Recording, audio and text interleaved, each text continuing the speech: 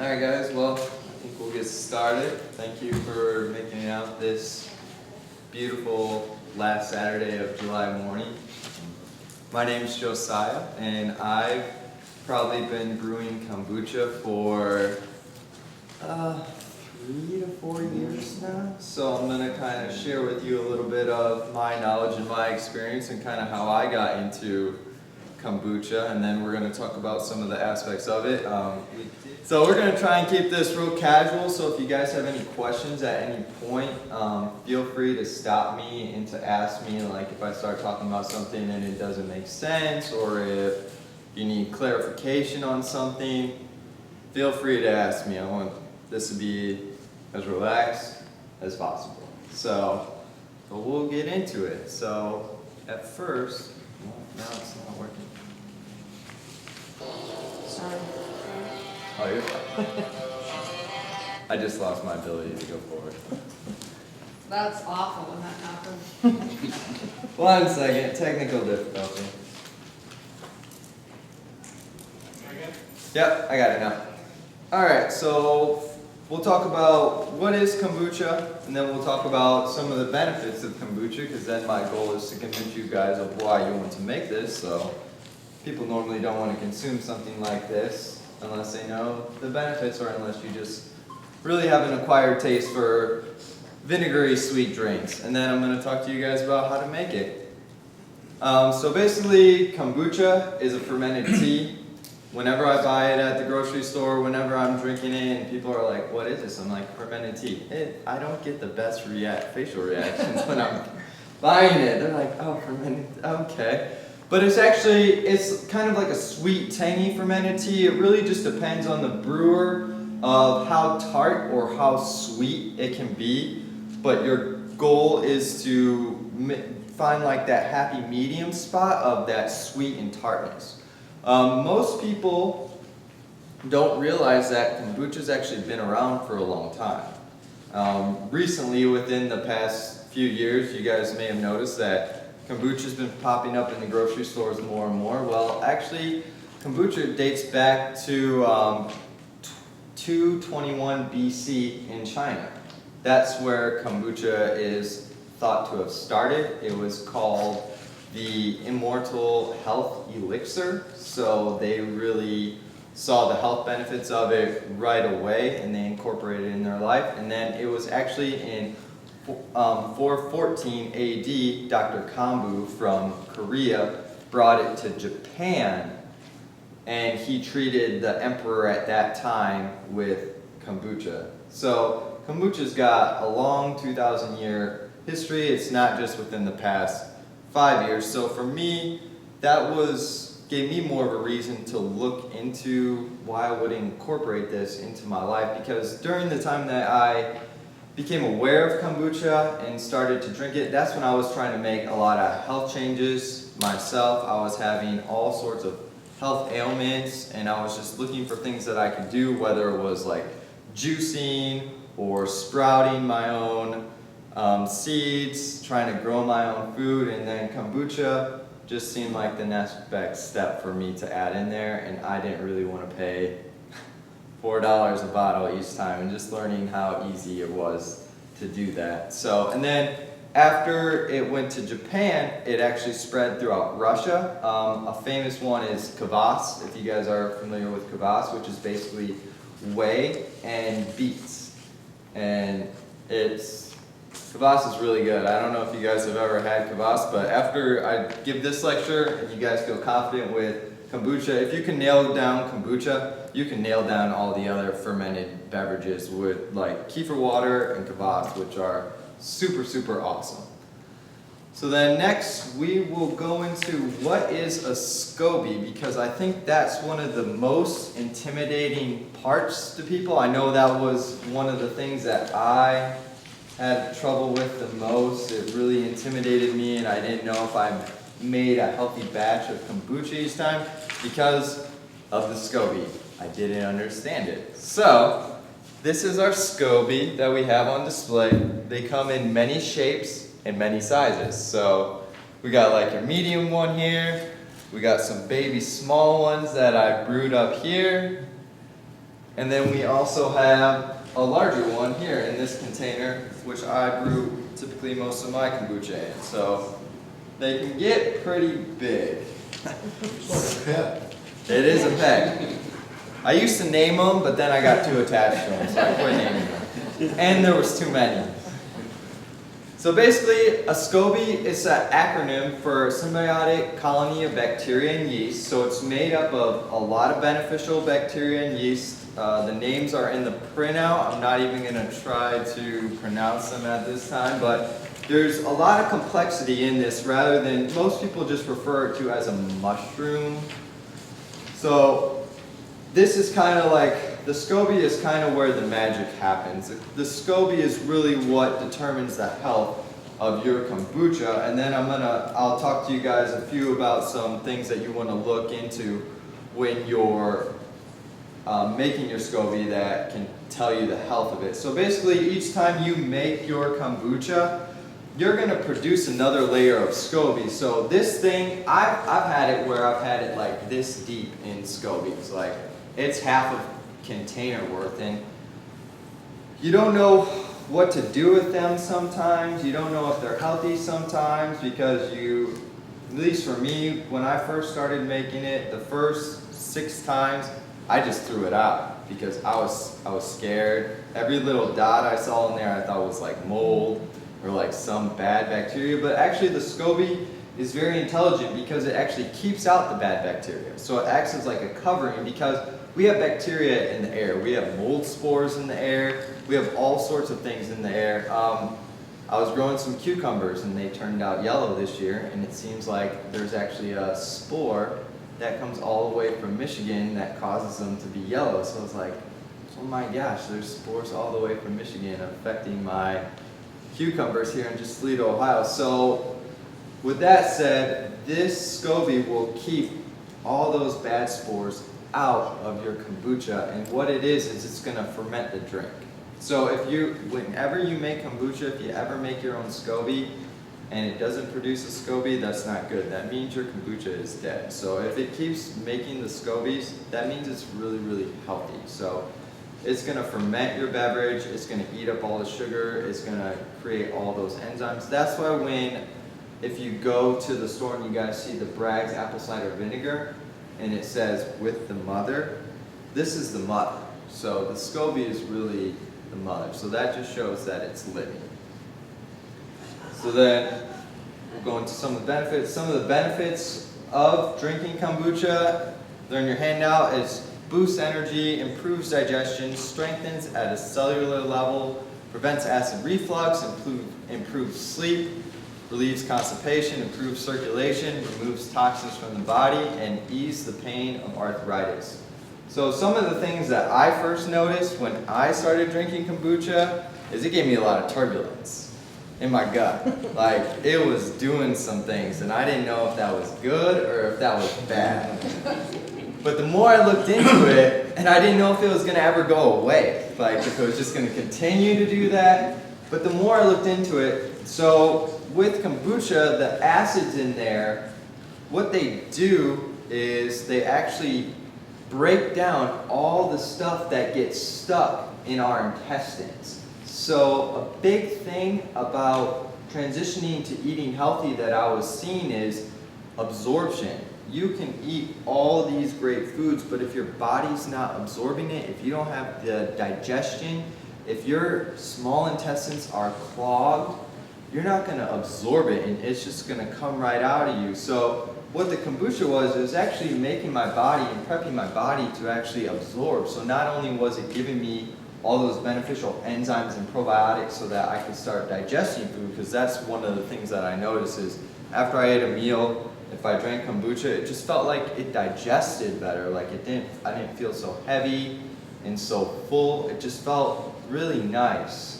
So it cleans the liner, does it remove whatever's clogging? Yes, that's what it'll do. Everything that starts to like plasticize in your intestines, it'll start to clean up all that junk up. So Glucuronic acid and the uronic acid, those two are the ones that are really key for regeneration. That's why your stomach was jumping around. That's why my stomach was jumping around.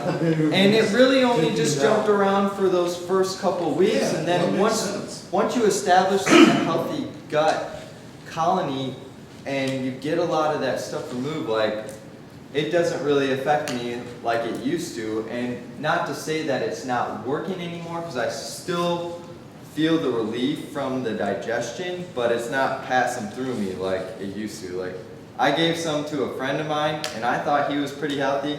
He took a sip and he had to go to the bathroom right away. Like, that's how fast it can work a couple times. And that's what you're going to notice more when you brew it yourself as opposed to the store-bought, because the store-bought ones, I notice a lot of times, are pretty weak. Like, I don't really get that effect. Like, when I make mine pretty strong, and you guys see that I actually add a lot more stuff into it too. So mine is like a powerful health elixir. So your own brew will probably clean you up a lot more than buying it from the store. So that's another benefit of also brewing it yourself too, because not only are you saving buku of bucks, but it's just fun because you can flavor it to your own liking. So those are some of the benefits that I noticed myself. Do you guys have any questions at this point? Kind of just blazing through it. How often do you drink it? I drink it daily. Just like once daily? I mean, Once or twice I know daily. there's been warnings about drinking it too much. Well, I mean, if I usually consume about 8 to 16 ounces in the morning, and then I'll usually have another 8 to 16 ounces like throughout my day. So not only do I drink it like to aid in digestion or like to get my system primed in the morning, but I'll drink it after a workout because it's super great. Like, if you're into fitness and working out, this is seriously one of the best recovery drinks that you could drink. Because I did CrossFit for a couple months, and the first couple weeks it kicked my butt. Like, when you get a good workout, you just feel all that lactic acid build up in your system, and I was gonna vomit. And I drank kombucha, and literally, it revived me in 2 seconds, and I didn't vomit. And I was like, it stopped all that nausea, and I was like, oh my gosh, like, this is a great drink for not only digestion, but sports recovery. And then when I looked into that, the Russian athletes, while they were doing their hardcore training for the Olympics, they would drink a liter of it a day after their practice too, because it just helps that much more with recovery. So I'll drink it like twice a day, but yeah, I've heard those. Maybe it's because of the stomach. In the beginning, maybe. In the beginning too, because it has some acids in there that help with liver detoxification. So I also work in natural medicine, and one thing that we want to do is we don't want to detox the body too quickly. So if you're just starting out with something like this, start slow, just listen to your body, and then make adjustments accordingly. But I think twice a day is not bad, whether it's for digestion or for energy or for after a workout. I think it's like a great thing. And that's something that you just got to listen to your own body and kind of see where you're at. So, but yeah, I have heard that too. Yeah. So all right, so we'll get into making it, which is actually pretty easy. All you do is need a large pot, some teas, sugar, and then kombucha, and your SCOBY. And those are basically all the components that you need. And then I will talk about how I like to add a couple things, but these are your base components. And you also want to use filtered water. Now, I'm going to stress the filtered water because your chlorine and your fluoride, they will kill your beneficial bacteria. They will kill it. They will ruin the taste, and they will kill all those beneficial bacteria that you're spending all your time and all your effort to try and make. So, What do you mean by filtered water? Filtered water, this is a reverse osmosis water right here. You can get gallon jugs. I really recommend glass. You can get gallon jugs at the health food store for like $6, and you can fill this up for like 25 cents, whether it be at like a Kroger's or Bassett's, Okay. Claudia's. So they have like You're not really talking about the nice. home filter. The calm filter. Home Filter. Not the same thing.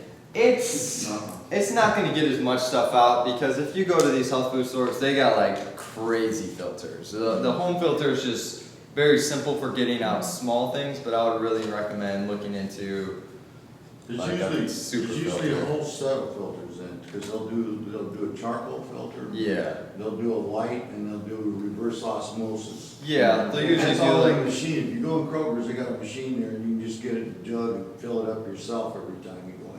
Okay. So they usually do like a 6-step filter, Yeah, 7-step something like that. It's filter, pretty yeah. complicated, but With it's the good. light and everything, yeah. So I would really recommend that. Would like natural spring water be usable, or are there things that they would worry about? There's stuff in it. Yeah, there's always something in. Yeah, my wife had breast cancer, and they Yeah. told her not to drink spring water either. She's supposed to use just this stuff.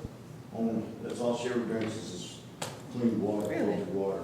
Yeah, so a reverse osmosis or a distilled, I would typically recommend if you know how clean your spring water is, then maybe try it out and see how it works. But the biggest thing is you don't want that chlorine, the fluoride. And then also all the other stuff like with the pharmaceuticals that are in the water too, the microcystine which is in the water too, so you don't want all those neurotoxins and everything like that. So I try to get the cleanest water, especially if I'm gonna spend time to make this. Do you recommend the Berkey for water? I don't know what Berkey is. Okay, it's a home, it has the charcoal and filtration, and it's a big thing that sits on the counter. Do you think that's pretty good? Yeah, those ones are pretty good. Okay. Because I had like reverse osmosis, like even the affordable ones and stuff, and they were like an investment, but they worked pretty well. I don't think I'm reverse ones. So then, yeah, those ones will, as long as it's like a multiple step Yeah. and it's getting a large amount, so yeah, so that should be pretty good. So then basically, to mix it up, I've already brewed up some tea last night. So for a gallon, I have the ratios in there, what you want to do. So this is like to brew up a gallon of tea, you actually brew up 3/4 water and then your 16 ounces of kombucha starter. I got the measurements in there of how much tea. I prefer your loose leaf tea. Again, you never know what's in the bag tea. There's been proven studies where there's a lot of pesticides and chemicals within those bag teas, so you can get bulk tea. It's actually a lot cheaper to go that way too. And you can get these from your health food stores, again, your Claudia's, your Bassett's, your Phoenix Food Co-op. They have really nice selections of your tea. So primarily kombucha is made with your black tea, also with your green and your white tea. But if you're just starting out, I would highly, highly recommend starting out with the black tea because the acids from the black tea are going to actually feed your kombucha. So it's going to give it the most strength. If you go to the green or the white, especially the white, you want to mix it with the black because the white doesn't provide as many nutrients. So I've heard it doesn't just make your SCOBY as strong. And then with the green tea, it's similar in comparison to the black, but the black is superior. You're trying to start out and you're not comfortable with your own fermentation skills. I actually use, me personally, I use a 50-50 blend. I'll do black tea and then I do an unsmoked yerba mate tea. There's some teas that you want to stay away from. I have them listed in the PowerPoint too. You want to stay away from teas with oils. You don't really want to get oily substances into your kombucha. So like your chai tea or your flavored teas, don't worry about adding flavor into your kombucha now. You really want to add the flavor in after it's already been fermented. Because I've had people who have added the flavor in while it's fermenting, and I feel like the SCOBY doesn't look as healthy, and it just gets way too alcohol-y. Like for me, I like almost feel drunk off of it sometimes when I drank my one friend's when he would add this stuff in during it. It just, I didn't feel the same benefits. I didn't feel the digestion. I just felt like drunk off of it. And I'm like, that's not why I'm drinking this. So like, so I'd recommend worrying about the flavoring afterwards. So don't worry about the flavoring prior. Even if you aren't a fan of black tea or you don't want the caffeine from the black tea, you don't have to worry because the caffeine is going to be consumed during the fermentation process. Same thing with the sugar, when we add the sugar in. So the sugar and the caffeine are basically just kind of the fuel and the catalyst which feeds the good bacteria. So that's what's really nice about having such a healthy population of good bacteria within your gut, because it's going to eat up all that stuff that doesn't belong there and it's going to multiply. So don't worry about the sugar if you guys are trying to stay away from sugar, and don't worry about the caffeine because for one, I don't consume a lot of caffeine, and my girlfriend, she's super sensitive to caffeine. I found that out the hard way. I accidentally gave her like a coffee coconut water, not knowing what it was, and like she almost like died, and it was not good. So So are you using just white refined sugar or? yeah, so then with the sugars, I'm using like an organic sugar, organic cane sugar. And you can buy a 10-pound bag at Costco for like $7. So it's like super cheap. Some people actually use honey too to make their kombucha. I don't do honey because I find that sugar is a cheaper option, and I've never made it with honey, and I feel like I've heard it's a little bit more finicky, but I have people that love making it with honey and they do pretty good with it, but I primarily stay with your organic cane sugar. Some sugars that you want to stay away with, I have in the handout too, are like your molasses. You don't want to use like your brown sugars. You don't want to use like the Rapadura, the Sucanut, the Turbano and stuff like that. You just want to use your organic cane sugar. You can actually use a raw sugar too. So those are the only two sugars that I would recommend using. So, coconut palm sugar or something like that, you wouldn't? Okay. I've used the coconut palm sugar, but I've noticed the consistency wise, it hasn't been the best. Is there a specific reason why you want to use? I generally just don't use white sugar. Yeah. So. Well, again, if you don't have to really worry about the white sugar because it's going to be consumed in the fermentation process. Because I don't consume any sugar in my diet too. Like I stay away from sugar completely. Like I hate it, and this is the only thing I'll use it for. So. Okay. You ever use stevia?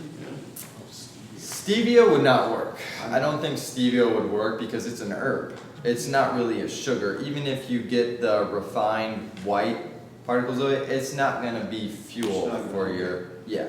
It's just a sweet herb itself, so the chemical structure won't coincide with your kombucha, but I have not used stevia, but I just don't think it would work, so. Makes sense. Typically your organic white sugar and then some raw sugar are your best things, so.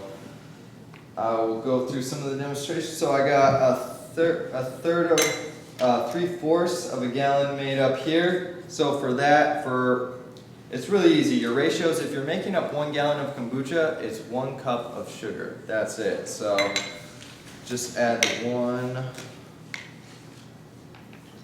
cup. And I've got my loose leaf tea in here and everything too. And I'm just going to mix the sugar up with it. And you can, so like after you boil your tea and everything, you can add the sugar in once it once it's still pretty warm because that'll help dissolve it. I like to let my tea sit in there overnight because I really like to get all the flavors from my tea, and because I really don't boil it that long. I kind of like bring it up to a warm boil, then I'll add my tea. I'll let the black tea kind of like cook in there for maybe like 15 the 30 minutes. Black tea, the nature of black tea is it'll become more bitter if you boil it. So if you raise the temperature to where it's boiling. So if you just get it to like warm to that almost boiling point, that's where I like to do it. And then I'll turn it off and I'll let it sit overnight. Because that way you're saving yourself time. Because if you put it in at night, you just want to make sure you remember to turn the stove off. But you can let this cool down overnight and then do the other steps in the morning. So then that way it doesn't take you a long time to brew this up. So after Can I just clarify something Yeah. that you just said? So you bring your water up to a boiling point, but then you turn it off. So you don't actually have large bubbles breaking the surface. Is that correct? yeah, well, I won't technically like turn it off. I'll turn it to like a medium or low heat because I still want some heat applied to my tea. Okay. So there's different ways that people do it. I've experimented with a couple different ways. So I've like boiled the crap out of it, and then I've done it where I bring it up to like a medium heat, and a medium heat is where I like it the best because since I let it sit overnight, so you're getting that 8 hours of steepage overnight, and that's where I like the best. I've also done it where I've just put it in a glass jar, put the water in there, put the tea in there, and then actually cooked it in the sun. So, and that kind of turned out okay. So I was just trying to like preserve as many nutrients from the tea, because actually the teas themselves have not only a lot of complex flavors, but a lot of complex nutrients that if you just boil it, you miss out on a lot of those beneficial enzymes as well too. So I like to bring it up to like almost a boil. Okay. So there's So like bring it up to 200 degrees, you have your tea, you simmer 30 minutes, and then you turn it off? yeah, and then I turn it off and then just kind of like leave the lid on and let it sit overnight. So people have different methods. You just got to work what's easier for you. If you can like cook it during the day and then let it cool and still mix it up and that works for you, like that's fine. For me personally, I like to do it at night. I'm typically not home at all throughout most of the day, so at night works the best for me where I let it simmer for a little bit and then let it steep overnight and then do my other steps in the morning before I leave. Do you filter out the tea after it sits overnight, the tea leaves?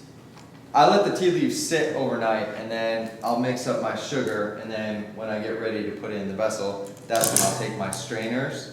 So then I just take my strainers here and then I'll filter it out. And don't worry if you get a couple like tea leaves in your kombucha, it won't really hurt it or anything like that.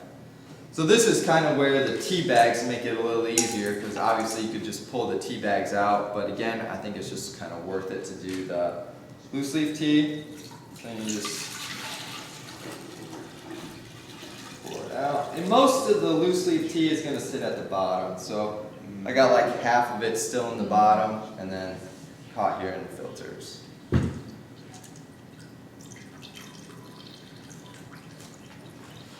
So then at this point, for a gallon, at this point all you do is need is 16 ounces of,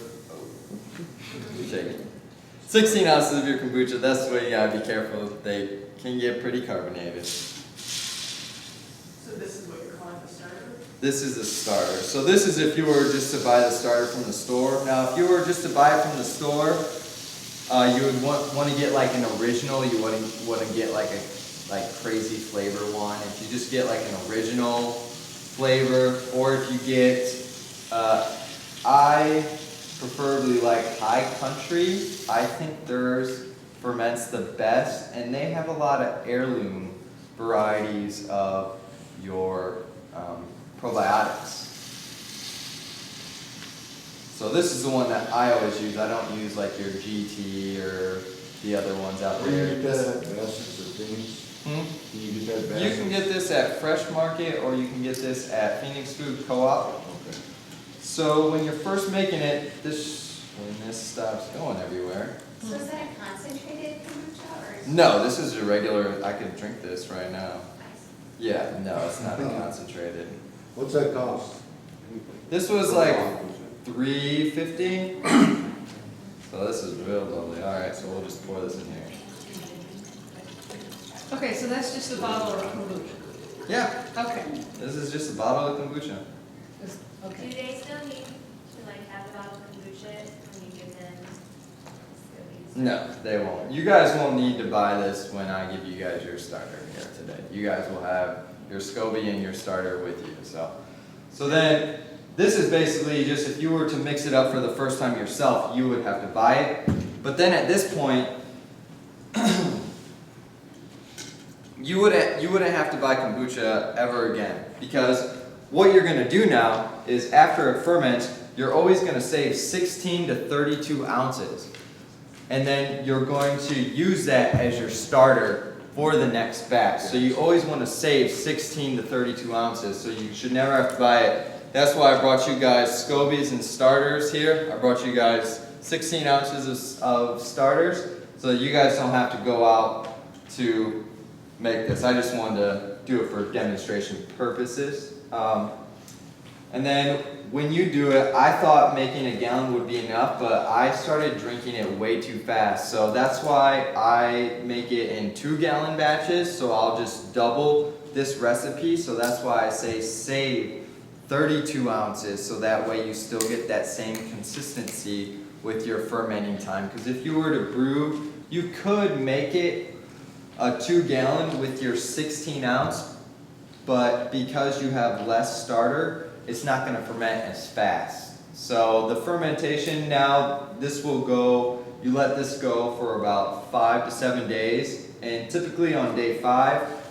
I start tasting it, and if it still tastes like there's a lot of sugar, let it go for another day till it kind of hits like that sweet, kind of tangy. You want it to be a little potent, but you don't want it to go to the full vinegar, because then it's just not enjoyable to drink. One thing that you want to do, so I'm just going to make a couple side notes about these things. With kombucha, you never want to use metal. You always want to ferment in either like a glass, and this glass is cheap. I bought this at Walmart for like $10. This 2-gallon thing was, I'm sorry, $2, $10, right? Did I say 2? What do you say? They said 10. Okay. Sorry, Saturday morning, early. So about $10 for this, and I have like 6 of these, because I'm brewing up like 12 gallons at a time, because not only do I drink it, but I got my parents drinking it, I got my girlfriend's parents drinking it, I got my parents' friends buying like a gallon every week, so. Where are you putting that? Yeah, where are you doing this? I got it in my room. Because I know it requires certain temperature and all that stuff. So the temperature, when it's fermenting, you want to keep it between 70 and 80. I know people who put heating mats under it to actually ferment it faster. You can ferment it in like 3 days. But again, the flavor's still not, the consistency with the flavor's still not the same for me. I just have it in a study room at my house, and the room will kind of smell like vinegar, and you want to make sure that you cover with a cloth, because flies do like that vinegary smell. One trick that I have done to kind of offset that vinegar smell is buy air purifying plants. Because what the fermentation process is producing CO2. So, as it's producing that CO2, if you go to like Ben Cells, which is right up the street, she's got some great air purifying plants that are low light air purifying plants. So I put like 10 of those in the room, and you can't even smell the vinegar at all. Really? And Do you keep it in the dark? Because I thought I heard somebody was supposed to keep it dark. you don't want to keep it in direct sunlight, so if you don't have a dark space, just wrap a towel around it. That's kind of the easy fix that I've done with it. Anything else? So then, yep, you're 5 to 7 days, and make sure you save it to make your new batch. And then when you make your new batch, you just do those whole same steps. You brew your tea, you add the sugar, then you add your starter. So each time, you're gonna have a SCOBY form. So you'll have like a new film start to form on top. That's good. that means it's alive. So your SCOBYs might start out really thin, like these little SCOBYs. They don't look like much, but if you throw these guys in one of those gallon jars, they'll produce one that's the size of that vessel. So don't be fooled by their size. They are powerful little guys. And then there's a lot of things that you guys can look up online to actually kind of do with your SCOBYs. You can name your SCOBYs. You can eat your SCOBYs. You can put them on your face for skin treatments I've seen people do. And you can compost them. And one thing that we do here is I'll actually bring a lot of my extra SCOBYs and I'll feed them to the chickens. Because we have 25 chickens. And it's a little gross watching them tear it apart, but they love it for some reason. Like, they'll eat it. And it's healthy for them because it's got all those beneficial bacteria and My stuff. dog likes it. Your dog likes it? It's disgusting, but yes. And feed it to your dog. Yeah. Or another thing is you could give it to a friend. This would be a great gift to give to a friend. You can give them a little bit of starter, a SCOBY, show them, walk them through how to do this, and that's one of the best things that you could do for someone, is give them a SCOBY with a little name. Cut it up. And I remember using one, not on purpose, but by accident a few times after I put it in a glass and I get a big loogie one in my mouth. I had a roommate who I gave him some kombucha and he was at his computer and it came in his mouth and he spit it all over his computer because it just kind of like shocks you because it's just like mucus. It's not like the best thing, but it's not a bad thing. So if you consume some, it's not going to kill you. I typically just say people either give it away or just compost it. So, and it's hard to get rid of them if you name it too. So I stopped naming mine. So I was too attached. So they just keep producing more and more, so that's where you end up getting an abundance of them? Mm-hmm. So this whole thing will fill full of SCOBYs, but one benefit to having a nice layer of SCOBY is, again, that will also help with your fermentation time.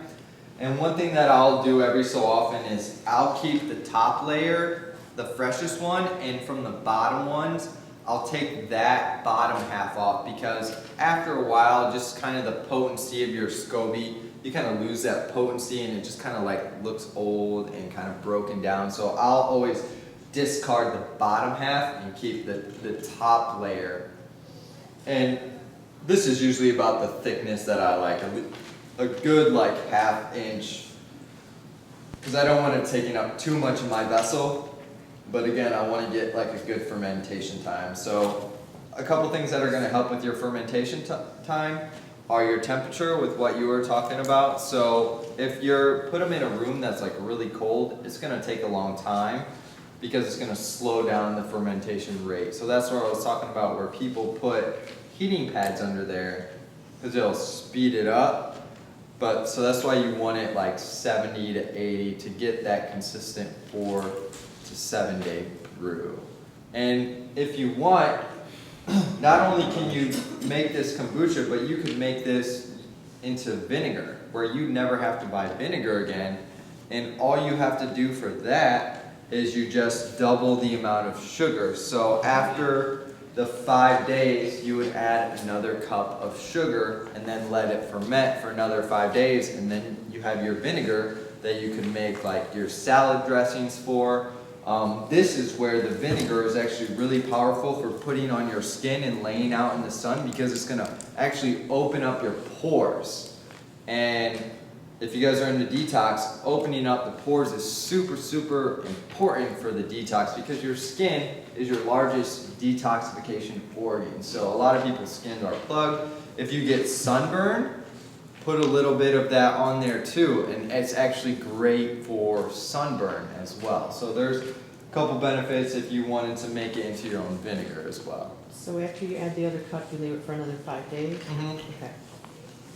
Another, That would be adding the cup into there. yep, another cup into there. So another 5 to 10 days, I would say. But you can't stir it. I mean, it would be really hard to stir it. with the You can SCOBY in stir it, yeah, I can get this in here and stir it, yeah. That's why you wanna use wood, you don't wanna use metal, so you wanna use your wood utensils because this is acidic.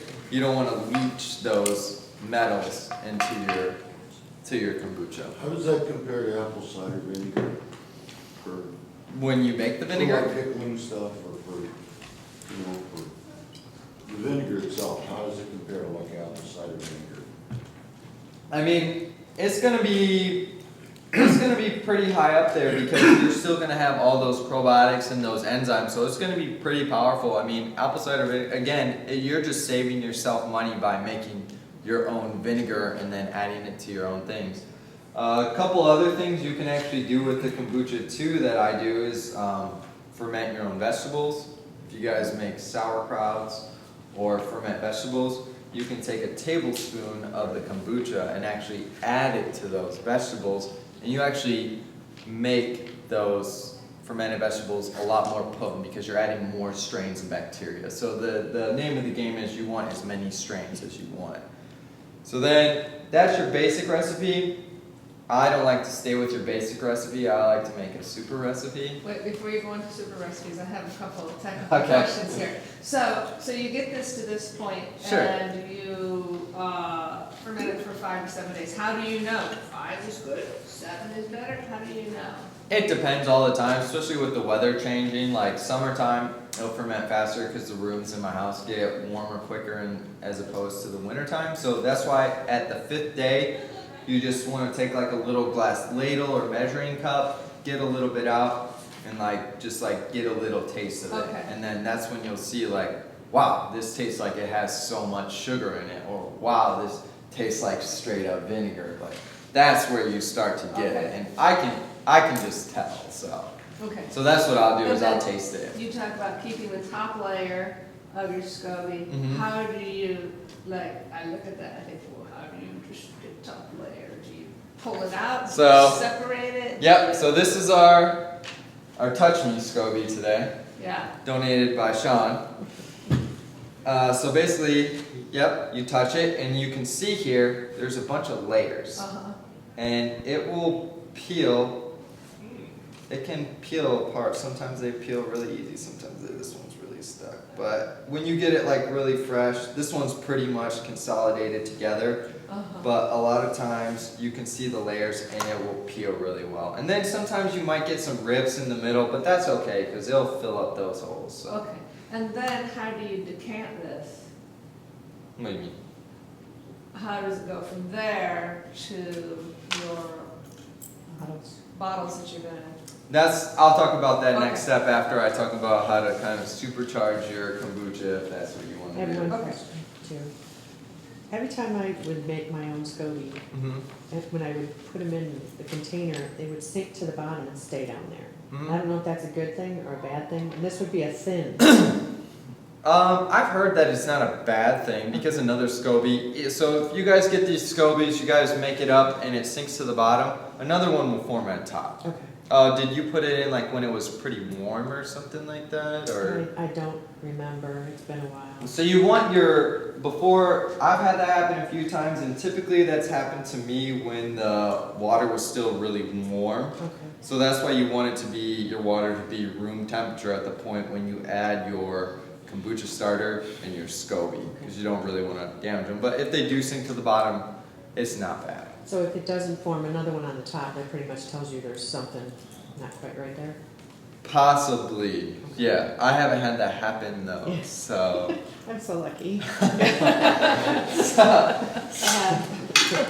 So yeah, just to avoid that issue, I see this one's kind of tilted now and stuff like that, but typically mine, another one will form at top, so another one's gonna form at top after this. So I hope that answered your question. Are you using an aluminum stock pot or a special kind of metal or? For this, I think it's just stainless steel. Yeah, stainless steel.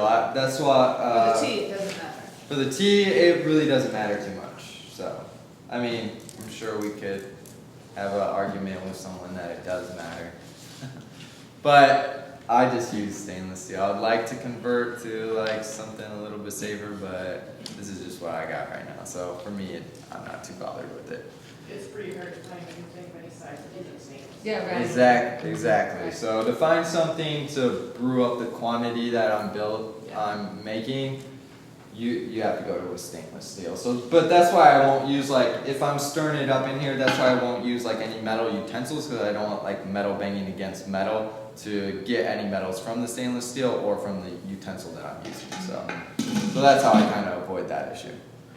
So then if you want to add some couple stuff into it, so you already got your probiotics in there. So kombucha typically has about 10 strains of probiotics at most. So then I like to actually add more probiotics in. So I don't buy probiotic capsules myself to take on a daily basis. I know that's like a big thing right now, is people are buying all these probiotic capsules and they're taking these capsules. There's a couple of problems with taking probiotic capsules that they don't tell you. So one, if it's not coated with like, oh man, I'm losing the terms right now. So there's like a coating that will go on the capsules usually, which will kind of bypass your digestion and get it to your small intestines to where the probiotics can populate. Because a lot of times your stomach acid is going to kill all the probiotics in these capsules. And the probiotics are typically dormant inside the probiotic capsules. So by adding them to your kombucha, you're activating them and you're increasing the diversity. Because there's been a lot of studies shown that the higher diversity of probiotics you have within your gut, the healthier you are. So like, for example, with autistic kids, they found a correlation with autism in low gut bacteria, as well as depression, as well as all other neurological disorders. So autistic kids typically have about 4 strains. When the typical American has about maybe 20 strains of probiotics, and then indigenous groups of people have 200 plus. So I like to get as many probiotics in my system as I can.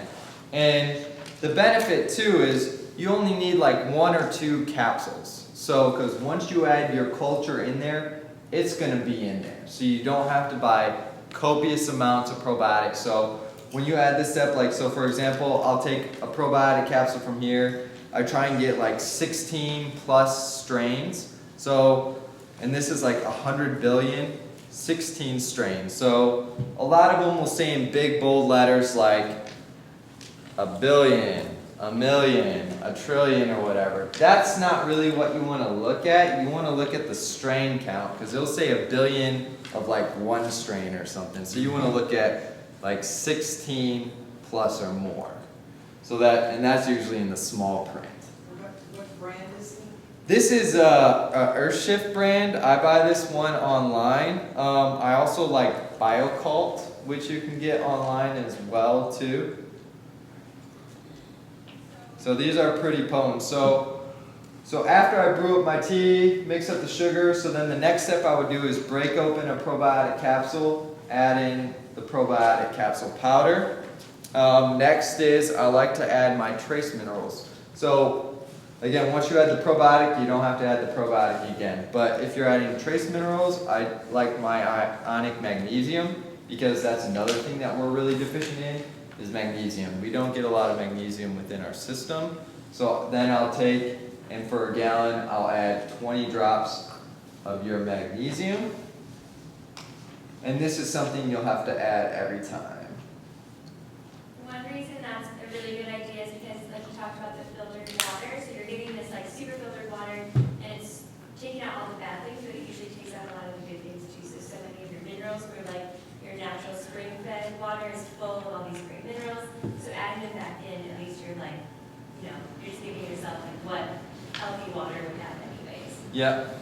And then I also like to add in living silica, because silica is actually good for is super good for your joints. So silica is actually found in bamboo. And if you think of the structure of bamboo, bamboo gets really tall, it's really strong. and then again, it's really flexible. So I want to keep my joints limber, I want to stay flexible, I want to keep them moving. So then I added living silica as well too. So then I'll just put like a cap full of that in there. So what is that, living silica? Because silica is minerals, they're the same. Right, but silica is also a compound found in your bamboo and like kind of more of your tall, flexible ones. And silica is within the body. Silicon can actually convert to calcium if your body is deficient in calcium. So your body does, there is the mineral, but this is like, I guess I don't know how to explain that part. But this is like a liquid internal silica that you can take. Because I know like there is silica poisoning with mining where you can get silica dust in your lungs and that can be not good for you. So that's like a different, that's like a rock form. This is like your plant form. Bioavailable. Yeah, this is your bioavailable plant form that you want within your system. So our body does need that type of silica. Would you add that every time or just? I add that every time. So your minerals you're going to add every time to it because your minerals are not going to be added each time you do it. And then another thing that I like to add is fulvic acid. So this is a plant-based fulvic acid as well too. So you're getting another, this is like 82 plus minerals in here from a bunch of decayed plant matter. So, and this will also increase the pH. So, because this is like a pH of like 2.2. So this will also, the acidity, this will really help my kombucha. So I'll add one of those. How many drops? Just one full dropper full.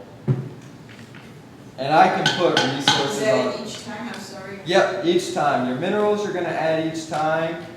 Your probiotics you don't have to add. And then just give that a quick stir. And then you'll see kind of the silica, the fulvic acid will kind of make it a little bit more black in the beginning, but actually as it ferments, it kind of gets back that gold color, and that black color will be gone. So that's not actually bad. So I kind of learned these recipes from a couple guys that I follow online. I can put some of the resources on there of where I would recommend to get some of these vitamins as well to add to your kombucha. So he started adding those things, so I was like, wow, that's a fantastic idea. And it really does make a huge difference as opposed, again, from drinking it at the store to drinking it from what you make yourself. Not only can you make it a lot more potent, but when you get the store-bought, they don't add all those extra minerals in there. They don't add the ionic, magnesium, your trace minerals, the silica, and it just makes like a huge difference. So that's why when I have people drink mine, it is a bit more potent. So then again, you just let this go for your 5 to 7 days, and then the next part that can be really intimidating is the bottling process. So when you bottle it, again, you only want to use glass. I know some people who bottle in plastic. I really don't recommend that because you just spent all this time, you waited 7 days, and then you're going to bottle it in plastic. Like, it doesn't make sense. So you want to bottle in glass. I save all my glass bottles because I don't want to buy glass bottles to bottle it. So you can save your glass bottles. This is an old kombucha bottle. You can save your apple cider vinegar bottles. You can go to Myers or Tikka Myers and you can buy the flip top bottles. So then the benefit to the flip top as opposed to just like the screw-on ones, you can buy like mason jar bottles at, again, Walmart. But then you want to buy like the BPA-free lids because you don't want metal lids. Because again, you just spent all this time, you got an acid product, and you don't want metal to leach into your kombucha. So the benefits of using the flip tops, it just depends if you like that carbonation because with the flip tops, they're going to carbonate better. So I have a couple flip top bottles that I have. They're a bit more expensive, like $5 for a 32 ounce one, but they do carbonate really, really nice when you're adding your flavor. I got like 12. Oh, okay. Not too bad. Amazon as well with too. the tops and amber bottles. Okay, yeah, so you can do amber or clear. Yeah. I think either one is fine.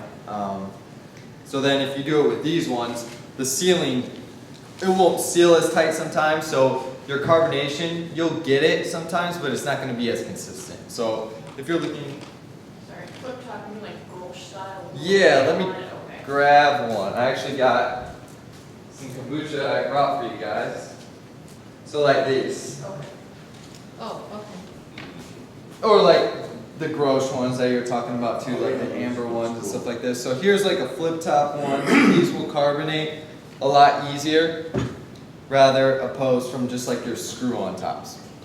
So this is where it gets really fun. So once it's brewed, the first thing that I do is I get my 32 ounces that I'm going to save for my next one, and I set that aside in a bottle. And then when you're taking what's ever left, whether you're adding it to a flip top or just your regular glass bottle here, or I mean, you could use a bottle like this, but then you'd want to use your BPA-free lid. Then that's when you can add your flavors. And I usually do it like per bottle. Like, so for example, if I just filled this one up and then I was gonna add my flavor, you can do a lot of things. So we got your herbs, so you can do like dry herbs. I love using dry herbs. I think they add a really nice flavor. So I think I got, whoa. So I think I got like lavender and some rose hip in this one. I think that's one. No, this is the Indian one. So yeah, anyways, so you can then you just put in your lavender and your rose hip. And when it comes to like ratios, that's where you have to kind of figure that out with what you like, how strong you like it. So I usually start out small and then I kind of like figure out from there. So what you'll do, let's say we want to add lavender and rose hip, so I'll add like, for this much, I'll add like half a teaspoon to a teaspoon of lavender and your rose hip, and then you let this sit on your counter for 1 to 2 days. So what that is it's going to keep that fermentation process because you're keeping it at room temperature. So it's that the CO2 is going to build up that carbonation as well as saturate your kombucha with that flavor. And then after that 1 to 2 days, you take this and stick it in the fridge, because when you cool it like that, that's what's really going to stop that fermentation process. And at that point, you can either leave the particles in the kombucha or you can strain them out. I just leave them in. I mean, it doesn't bother me. So you can leave them in or strain them out. That's really up to you if it bothers you if they're in there. So a couple things you want to be careful about with the flavoring is with fruit. I would recommend the best way with your fruit is cut up them into small pieces and add it. Don't juice it, and don't add like your juice concentrates, because what you did there is you just added a lot of sugar, which equals a lot of fuel, which equals explosion.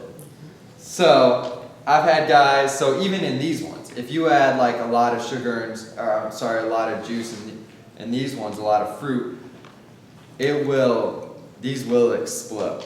So I'm not saying don't do that. I'm just saying be careful and just know what you're doing there. So you can add like some raspberries or something like that, some strawberries. That stuff's all fantastic and it tastes great. But I wouldn't juice it and add it, or add like the juice concentrates. And just start with small amounts. And if you're gonna do it, I just let them sit out for 2 days in a cooler in case it explodes. Because I've had friends who put it on their kitchen counter and at night they hear an explosion and there's glass everywhere.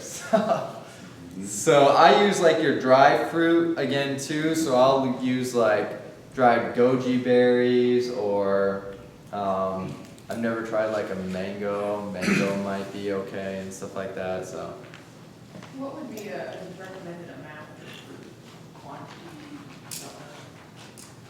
Mm, Like again, 2 teaspoons? You talking about like whole fruit, or are you talking about like juiced up fruit?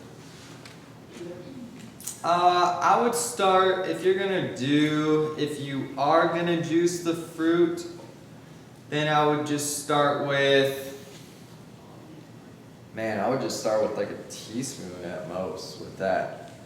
But if you're gonna cut up the whole fruit, couple pieces or something like that, it really doesn't take that much. Another thing that I also like to add a lot of times is your ginger. So you can add like your fresh ginger, you can peel it and cut it up and add ginger. You don't have to worry about ginger at all, or turmeric. And then you can also do powders too. I like to do your organic ginger powder or your organic cinnamon powder. You can do cinnamon sticks. Cinnamon sticks are awesome. You can do turmeric, ginger. You can go to, this is where it's fun to go to health food stores, because again, they have all this stuff in bulk, and you can buy like however much or little you want, and this, you can start to figure out your flavors and stuff. So that's where you can do that. So if you add fruit, does that affect the alcohol content? Does that increase the alcohol? It could potentially increase the alcohol content, yeah. So my mom, when I was a little kid, used to make wine in the basement and had great big balloons on top of her bottles, and the balloons would inflate, and that's how she avoided explosions. Okay, that's Well, we have percolators for those, this little thing that goes. Yeah, on. right, that's right. yeah. The So balloon blow up. potentially, Sometimes, yes, sometimes they did. so That was yeah. a sad day. Some fruit, but again, if you only let it go for 1 to 2 Right, days, it's that not much. going to increase it that much. And it's probably nice, like, especially during like, man, we should have done like a mulberry one. I didn't even think about that during the mulberry season, but yeah. I've got two elderberries, Yeah. okay, and the other one is hawthorn berries. Have you tried either one of those? Because they have very good, I've done hawthorn, and hawthorn works out really nice Good for too. your heart.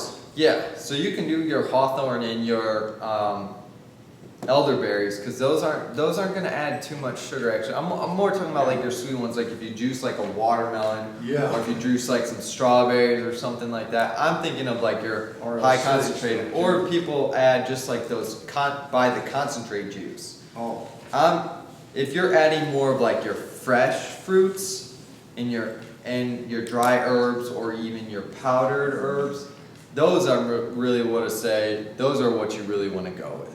You don't want to go with like your juice concentrates. So as long as you stay with like the fresh stuff, amazing. Like, it's amazing. I know you said during the tea brewing process not to use like oily, so like the chai teas and like that. Mhm. But at this point then, the process, if you were to add like dried chai tea leaves, or I was thinking like lavender oils, like instead of the dried, would you add an oil at this point? I've never. You could, I don't see why not, The only way to kind of answer that question is you experiment with it, Right.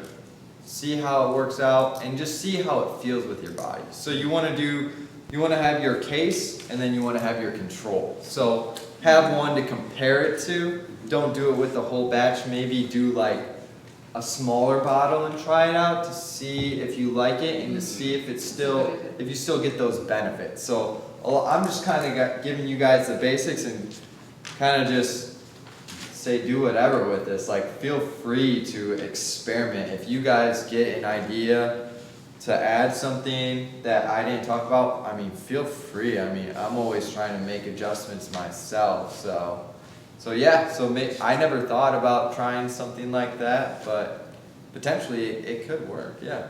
Yeah, you just said no oils during the like. The Yeah, tea no brewing oils process, so definitely, yeah. I don't know if that carried through to kind of like it might kill any of the benefits because you're adding an oil, or if it was just more or less from the tea perspective, so.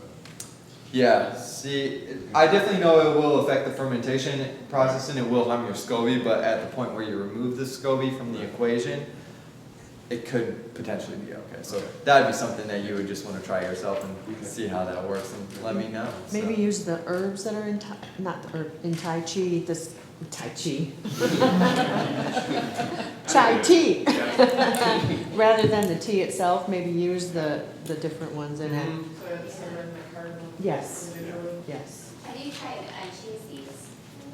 Yeah, I add chia seeds to it too. So when you would bottle it, this is when you would put the chia seeds in there as well too. Because I know GT, they add their chia seeds and everything too. So if you want to add in chia seeds, you could totally do that too. Because that's just another gelatinous product right there that can really help aid with digestion as well. If you've never added chia seeds to your stuff and you want to try it, when you drink it, make sure to rinse it out right away, because the chia seeds, gelatinous stuff, it'll glue inside the bottle. It's so hard. And you'll never get them out. Yep, that's the problem. Or if I add mine a lot to my smoothies and in the blender, I know I have to rinse that out right away. Otherwise, they're not coming out. So yeah. So you can add chia seeds. When you get ready to bottle, do you prep your bottles in kind of like a cold can where you sterilize it? Yeah, I just make sure they're clean and everything, but I just do like your basic wash. I don't do like anything crazy sterilization because again, you got to remember what you did here in this step is you brewed a healthy culture. So anything that potentially could be bad in your bottles. So the first thing that I do is definitely give them a good rinse the first time to get any chemicals that might be in it when I first bought it, and just your normal rinse, because that healthy culture is going to produce a really healthy environment inside that bottle. So yeah, I think that's okay. So then in your handout, I did put a picture there of some things for you guys to look at of some unhealthy SCOBYs. On the last slide, there's a bunch of pictures there of what an unhealthy SCOBY can potentially look like, because I know that's a big question that I get a lot of times is people are asking me, is this a healthy SCOBY? Is this not a healthy SCOBY? And so there's a couple references for you there as well. Are these personal photos that you took of something? No, I've only used healthy SCOBYs. I hope not. No, I got those off of Google. So those are like some black molds and some spots. So that's kind of like a little sample for you guys to kind of go off. But if you follow the steps that I gave you guys here, I've noticed it's pretty hard to produce an unhealthy SCOBY. Like even if you, like for example, let's say you are brewing this for a while pretty consistently and you got to go out of town or go somewhere, you can take the SCOBY, put it in a jar with some starter, put the lid on there, and you can put it in the fridge, and that SCOBY can stay good for like a month. Like I've gone back to batches that I've rebrewed after not brewing them for a month. It's just your liquid in there is going to be super vinegary and it's not going to be good to drink. So I mean, even if it's super vinegary, you can still use that as your starter to make another batch. And it might take making it a couple times to get that flavor back to where you wanted it to be. But yeah, these SCOBYs will last for a long time. And I get this other question, I'll let you guys in a little secret, is you actually don't need a SCOBY. Like, I have people asking me all the time that they want to make kombucha, but they need a SCOBY. And I'm like, I never got a SCOBY from anyone. Like, I made my own SCOBY. It's really, really easy. Actually, it's just nice to kind of have the SCOBY because it does make the process a little faster. When you don't have the SCOBY, it takes about 2 weeks because you have to wait till the SCOBY forms. So I made my own SCOBY, and now I can't get rid of them. And Which is why you invited all of us over, right? So yes, so you can make your own SCOBY. If something does happen with your SCOBY and it's unhealthy and you have to pitch the whole thing, just get a bottle of High Country Kombucha and do all these steps that I just showed you guys, and a SCOBY should form within about 2 weeks. So, because these started from nothing, these were literally just the starters, and these SCOBYs formed here. If kept in the 70 to 80 If degree kept weather. in the 70 to 80 degree weather. So So like if I have this in my basement, which is cooler than that. it's going to just take longer. Yeah, it's going to take probably, depending on the temperature, it could take up to a week longer. So I still have a question about how do you get it from there to there? Do into the bottle. So Yeah. this is where, Because you have this yeah, SCOBY container. in there, do you take that out and then, and do you No, I strain? forgot. Do you? No, I leave the SCOBY in here. This is, if you want, this is where it's nice because after you brew so many batches, I like 2 containers because you'll get a lot of sediments at the bottom and that will kind of change the flavor. So you want to kind of clean the jar after about like 5 to 6 brews because you get a lot of stuff at the bottom, which is not bad. It can just kind of make the flavor a little strong. You can take the SCOBY out, put them in your other glass container, and then you can strain this out. So this is where you just use like your glass measuring cup. I just get my glass measuring cup and then I'll pour it in here. And sometimes I'll like get it all over myself.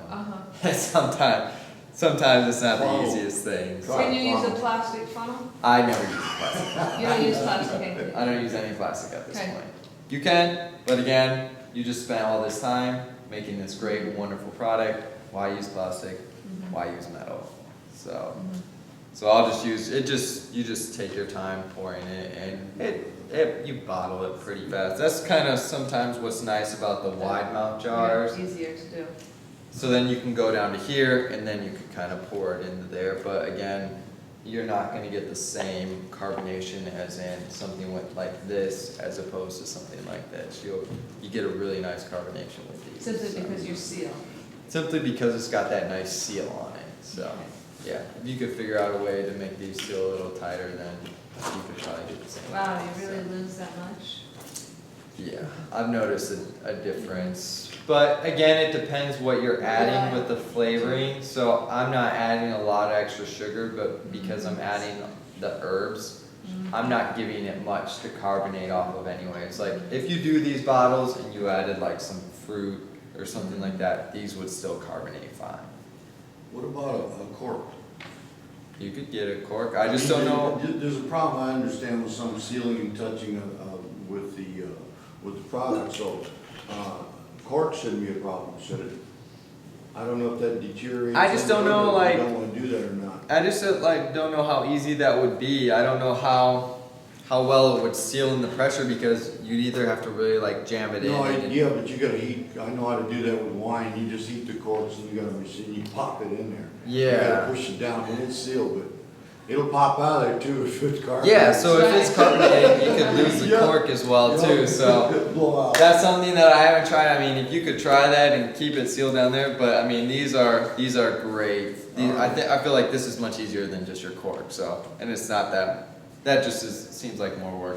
It is. So yeah, so from getting it from here, you can put it in another container or you can leave them in there. Okay. He or she or it or SCOBY. So you wouldn't siphon it? Nope, I just take my glass ladle and then Okay. boom, pour it into my container, add my stuff, seal it up, and then let it sit for 1 to 2 days, and then throw it in the fridge. So. You let it sit in there dry, like, so that's the thing, is you don't, I know you're talking about reserving 16 to 32 ounces. Is that 16 to 32 ounces, you're saying reserving it in the jar with the SCOBY, or are you saying reserving a separate jar somewhere else to add back into the SCOBY later? And then can that I like to all keep that it. out? Yeah, you want to keep it with the SCOBY because the SCOBY could dry out. Okay. So, but there's also ways to like rehydrate it. But you worked hard to produce a healthy SCOBY. Yeah, you wanna always keep him in some liquid. If he's exposed out of some liquid, they're gonna dry out. Okay. So yeah. So I think I've covered everything. No, I have another question. Do you have any apps that you follow along with this, or is there a particular website that you found really beneficial? As to like Just- troubleshooting, Yeah, anything. everyone's got an opinion out Unless you want there. me to call you So again. you guys can call me again if you guys want. If you guys have questions while you're troubleshooting it. But the internet, there's not one specific site that I like because again, kombucha is becoming all the rave. Everyone's got a YouTube video on how they do it. Everyone's got a little bit similar or different method that they prefer, what they like, or some philosophies that they follow. There's plenty of recipes out there. Sometimes I'll just look on Pinterest or Google for flavor ideas, like kombucha flavor combinations, to kind of see what other people are doing. Because sometimes when I go to the store and I look at some flavor combinations, I'm like, what the heck are they combining here? Like, I just think they wanted to make the weirdest flavors. So I'll just kind of look online for flavor ideas and inspirations and stuff. So that's really what I'm looking at online. So there's not like one specific Okay. place that I look, because there's so many resources and Right. blogs and videos. So if you're having some troubleshooting issues and you don't have anyone that you can ask about the questions, you can pretty much Google it. I'm and- pretty sure I don't know anybody else that's doing that. So you have that, and then you can bottle it, and then you took the brew from the SCOBY and you put it in all the mason jars over there? Mhm. And then those mason jars are pretty much like a starter Mhm. to do that? Yeah, so after those 5 to 7 days, your whole kombucha is a starter at that point. And I like to get mine up to a good potency because I want my starter to be pretty potent. So if you weren't to bottle it, you could take that whole thing and make another larger batch or several other batches Like that. of kombucha. Or yeah, if you were, so I just took that when it was done after those 5 to 7 days, and I poured the 16 ounces in here and just let it sit at room temperature with a coffee filter so it could breathe. And then a SCOBY formed here within I did this Monday, and I got my SCOBYs. They were pretty much formed all the way by 2 days ago. So if you wanted to give a starter to someone and you didn't want to give them a large SCOBY, or if you yourself didn't want a larger one, you can just pour it in a smaller container like this and you'll have a SCOBY form. And in the beginning it may look like weird. It may look like it's like really unhealthy for the first couple days because there's just like stuff kind of like bubbling on top, and it doesn't look good. But then like all of a sudden, like one day you wake up and it's a SCOBY and it's so cute. And So then that's a SCOBY starter and then in there. and this is not only the SCOBY starter, but it's your kombucha starter as well too. So yeah. So then you don't have to add probiotics, but you could add the trace minerals to that, or what do you do with that? I guess So- you take that home. So when you guys take this home, you basically just follow all the steps that I went through. You boil your tea, you let it cool down to room temperature, you add your sugar, and then you add this to your vessel, what you're brewing in, and you add your trace minerals, and then you can add your probiotics. You guys really don't need to add this because I've already added this into several other batches, so you guys got like the super starter. Okay. You don't have to add the high country kombucha. You don't have to add the high country kombucha either. You just, so then once all that stuff is added in here, the sugar, the tea, your minerals or whatever you want, then you'll take this and dump this guy in here, and this is your starter, and this is enough starter to brew your 1 gallon batch. And I recommend getting comfortable with 1 gallon at first, and then it's easy, once you get comfortable with that 1 gallon brewing process, it's really easy to expand on that depending on how much you're drinking or not. But yeah, you guys don't need to buy the kombucha. You don't need to add the probiotics because I've already added them in there. These starters, they probably have 40 strains of probiotics. So you guys are getting a lot with those.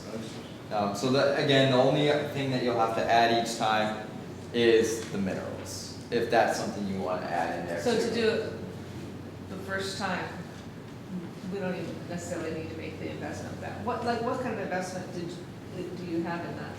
This? No, Or- the minerals. The minerals here? I think this was 15. The silica is Yeah, I was gonna say, like, those things are expensive. pretty expensive Yeah. Yeah. upfront, but Right. we calculated it out like per gallon, and it comes out to be like, with everything, including like it being fruit and stuff in it, it's like $4 a gallon. As Yeah. opposed to like $4. Yeah, when I add all Like, this even stuff though in you here, add all it's, that stuff, you're barely using any. yeah, it still only cost me $4, cause this is $40, but I'm only using a cap full each time. And then this is like $20, cause this is like a high concentrate, and then this is like 15, And how much of this so like, did you say you use? just a capful. Just a cap. 1 to 2 capfuls, so 60. So yeah, this is like again, this is $70 invested right here, but for a gallon, it ends up only costing you $4 once you got this added in there. And you could you don't have to add all these things, but one thing I would recommend is getting your trace minerals at least. At least getting the trace minerals, because you are using your purified water, which was mentioned, that doesn't have not only the bad stuff, but it doesn't have your good minerals as well too. So this is definitely one thing that I would recommend adding in is your trace minerals.